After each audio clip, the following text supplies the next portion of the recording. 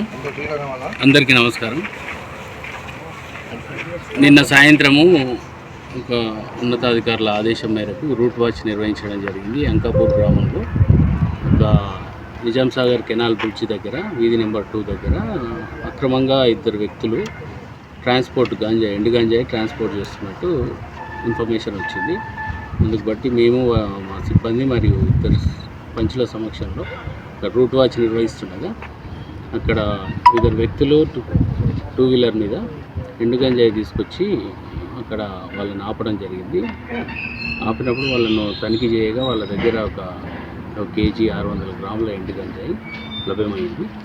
ఇది పక్కనున్న ఆదిలాబాద్ జిల్లా ఇచ్చోడ నుంచి తీసుకొస్తున్నట్టు సమాచారం తెలిసింది. వాళ్ళని అదుపులోకి తీసుకొని ఎండు గంజాయిని కూడా స్వాధీనం చేసుకున్నాం. తదుపరి 2 వీలర్ను 2 మొబైల్ ఫోన్ కూడా స్వాధీనం చేసుకున్నాం.